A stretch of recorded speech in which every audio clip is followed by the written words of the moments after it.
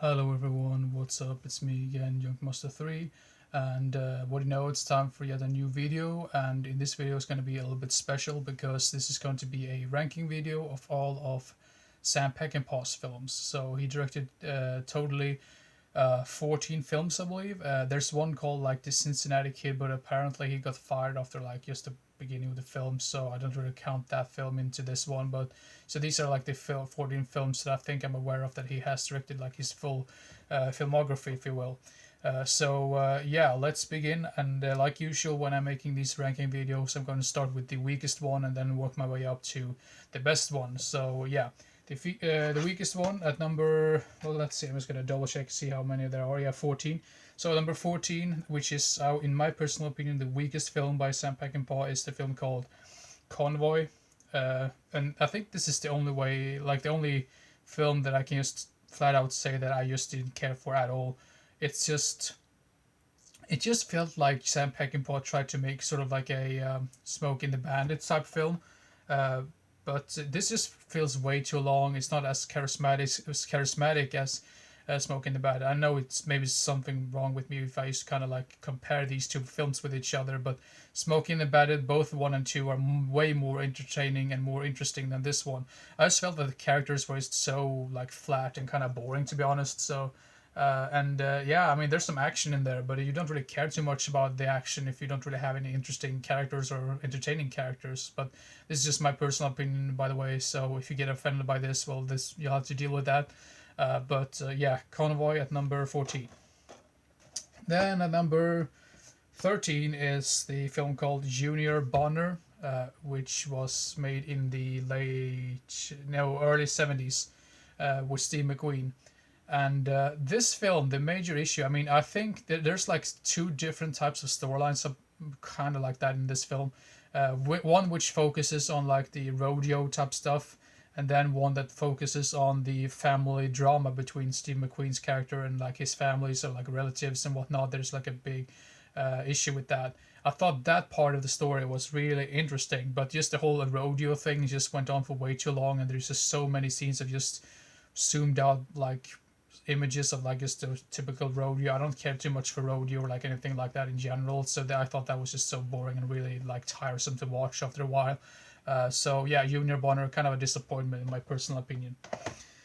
And then at number 12 is the last film that he directed, which is the Ayersman Weekend, which I think was, yeah, it was based on a novel by Robert Ludlum. Ludlum, yeah. And you can kind of tell that this just feels very like disjointed in a way. It's very strange and it's very like all over the place. Doesn't really have a bigger structure to it, in my personal opinion.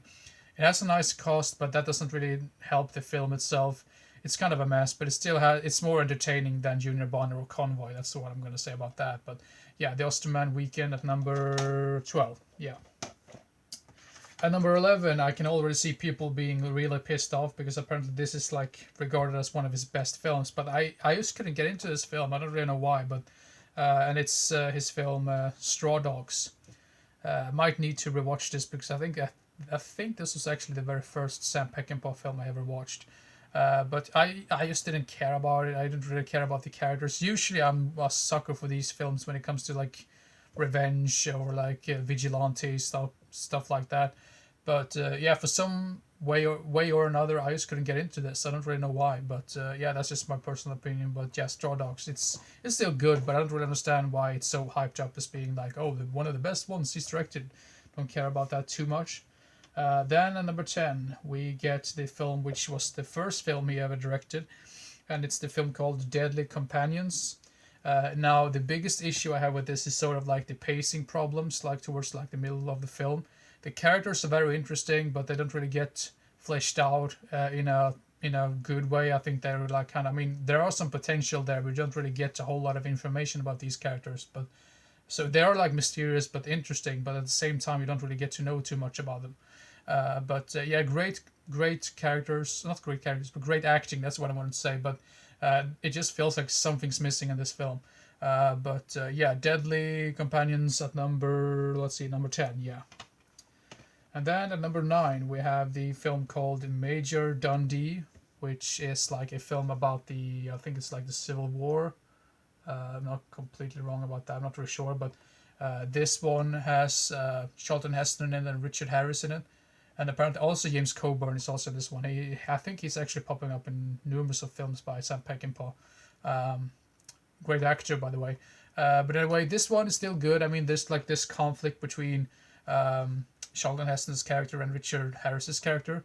I think the premise for this, not the premise, but I think the main problem with this one is that I think that it was made as the way that you were supposed to sympathize with Charlton Heston's character, but you sympathized more with Richard Harris' character, and I think that was kind of like a misfire thing because it's like a conflict between these two characters. It kind of reminded me a little bit of the conflict between Barnes and Sergeant Elias in the Platoon film, like sort of like the same type of something like that. But Major Dundee is still a good film though, so this one is the number 9, yeah. And number 8 is a film which I went into this with really low expectations because many people have said, "Oh, this is one of his weakest films," and what was he thinking? But this was a really entertaining film. I mean, I don't really know why so many people bash on it, but it's the film called The Killer Elite from, let's see, at number 8. This was released in 1975. Once again, great actors in this one, James Caan and Robert Duvall. Once again, these old buddies, but one of them betrays the other one, and then there's like sort of like a revenge type tale about this like corruption and whatnot. Really memorable characters. I mean, I do really like James Caan and Robert Duvall in this film, but I think the guy who really steals the show in this one is Burt Young. He plays like this sort of like retired mobster in a way, not mobster, but like retired like hitman or whatever, something like that. And you also have Bo Hopkins, who is like this lunatic of a guy who really loves guns. And it's actually quite funny to see Mako in an earlier role as well. So really memorable characters. I think that's the reason why I really like this film. The ending is really strange, and kind of like the last 20 minutes of this film is kind of a mess. But in general, though, it's an entertaining film in general. So yeah, I really enjoyed this one. So yeah, The Killer Elite at number 8. Yeah. And at number 7, we have The Ballad of Cable Hog. Sort of more like a character study than a straightforward Western film. But it's basically about Jason Robards' character, Cable Hog, who is like in the conflict with these two old friends of his. And that's sort of like a conflict that runs throughout most of the film. And he also has this love interest, Stella Stevens. I thought she was really great in this one as well. I think the ending to this one is sort of like, I kind of get what they tried to do, but at the same time it just comes out of nowhere. Like, what, really? That's going to be the end? But it's a great film in general, though. Don't expect like a full-blown Western film with lots of gunfights or anything like that. This is definitely more of a drama film and more of a character study of this old hermit, basically. So, The Ballad of Cable Hog at number 7. And at number 6, we have his film called Bring Me the Head of Alfredo Garcia. And apparently I read up on this, and this I think was the only film which Sam Peckinpah was fine with the end product, because I think in most of the other ones, I think there was like some producer or some production company that wanted him to change up a whole lot of scenes, but so this is the one that he was really proud of, because he had like full control over this project. But I mean, Warren Oates in this film, he is a really strange guy, and he's just so, I mean, he's really great, but at the same time he's really creepy, and you don't really know if you're rooting for him or if you just want someone to kill him off in the film. And he almost plays like a weird, like schizophrenic, crazy ass person in general in this one. Great performance. It's a little bit all over the place in a certain degree, but overall though, this is a really memorable film. So Bring Me the Head of Alfredo Garcia at number 6. Yeah. And then we have another one with Steve McQueen at number 5, and that film is The Getaway. And once again, when it comes to sort of like the similar theme that Alfredo Garcia film had, you have this character of Steve McQueen, and you don't really know if you're rooting for him or if you just want him dead, because he's sort of like an anti-hero, because he's like, you want him to get away with like this money because it's sort of like a heist film, so you want him to get away with the money, but at the same time he's treating his, like, I think it's supposed to be his girlfriend, he treats her really bad and like keeps on like just like putting her down and just sort of like smacking her around. I just didn't really like that. So you don't really care too much for him as a character, but at the same time, I kind of knew what they were trying to do. So you still want them to get away with the money in the end. But really entertaining, intense film.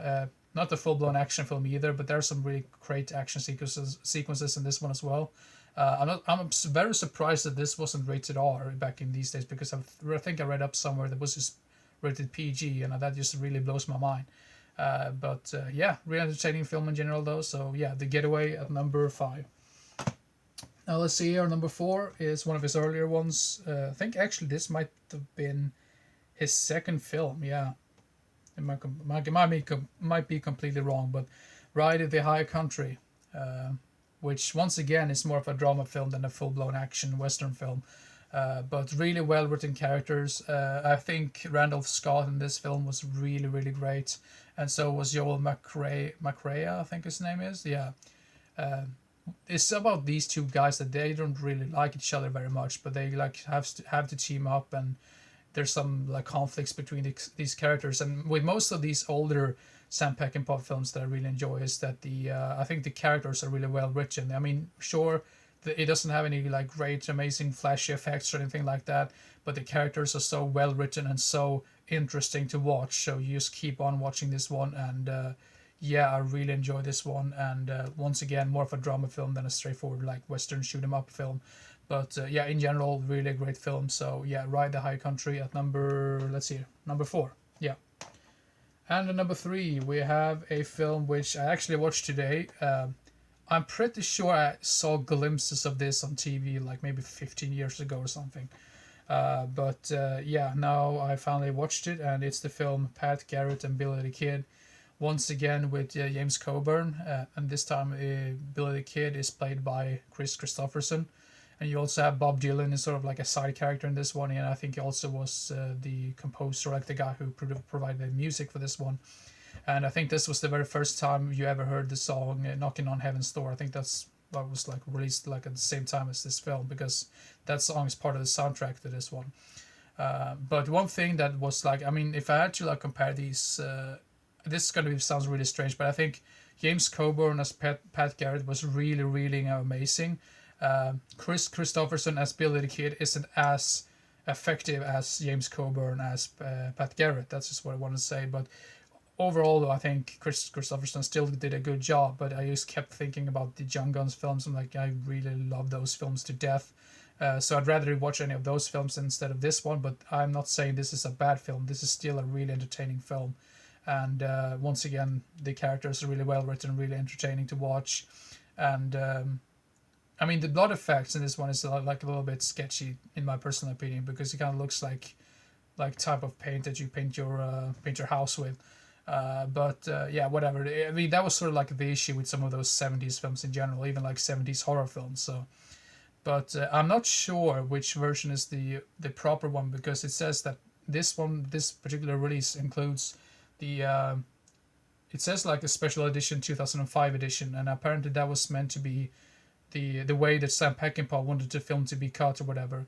And then you have like a sort of like a TV version from 1988, which I did not watch because I just assumed that they probably cut out some of the blood or gore effects or anything like that. I'm not saying that this has any gore in it, but it's like lots of like bloodshed and whatnot. So I just assumed that was like an edited version or like edited down version just for violence or something like that. So, but anyway, overall though, this is a really great Western film. If you haven't seen this one, go give it a watch. So, and now for some reason my alarm is going off. For some weird reason, yeah, never mind that. But yeah, Pat Garrett and Billy the Kid is at number 3 on this list. So yeah. And then at number 2 is actually one of the best war films that I've seen. Yeah, this is such an amazing film. Once again, it's the characters that are really driving this film forward. But it's his film called, let's see, what is it called in English? Cross of Iron. Yeah, once again, James Coburn in this one as well. And he is really the greatest one, like the greatest guy in this film. I mean, of course, there are some really great actors in this one as well, but he really steals the show. And like towards the end, when he goes absolutely berserk or mad, it's just, I mean, that scene is just so amazing and so kind of melancholic to watch as well. So it's basically about these like Nazis, and they just want to get this Cross of Iron basically, because that makes you like be deemed as a valuable person or whatever. So you have to do all these horrible things in order to get that. So, and that's the reason why I really like this cover art right there as well. I'm not really sure how much I can talk about this, because you never know when it comes to YouTube and like censorship and whatnot right these days. But Cross of Iron, and number 2, really great war film. If you haven't seen this one, give it a watch. So yeah. I don't think there comes as any surprise as to what film that I put at number 1, and that is the film called The Wild Bunch, which is just a really entertaining, action-packed Western film with lots of gunfights, interesting characters, great acting, interesting storyline, everything. I loved this film. I mean, this would probably be at the top 10 Western films of all time, in my personal opinion. It's very violent. I mean, I can only imagine when this was released, like back in 1969, that this must have been very, very controversial. But yeah, really interesting characters. Once again, there's like some of these like characters, not characters, but some of these actors you see pop up in numerous of Sam Peckinpah films. So that's really fun to see that. And yeah, you're really rooting for these characters. But I mean, yeah, it's quite violent. I want to say that, but I just completely lost track as to what else I was going to say about this one. But it's kind of reminding me, this is going to sound really strange, but the way they have this like weird camaraderie between each other really reminded me of the camaraderie they had in the Young Guns films as well. So each and every single character, like, yeah, has a very specific type of characteristic, which I really appreciated. So yeah, I mean, if you're a fan of Western films and you haven't seen this one, go check this one out. This is one of the best ones I've seen. So yeah, The Wild Bunch at number 1. So yeah, there you go. That's my ranking of the films directed by Sam Peckinpah. If there's any other director you want me to make like a ranking video of, I'll try to do that as well. I'm going to prioritize to make a ranking video of Stanley Kubrick's films as well, once I've seen the last 2 ones, that is. So yeah, keep your eyes open for that one, and yeah, see you in the next video. So see you then. Bye bye.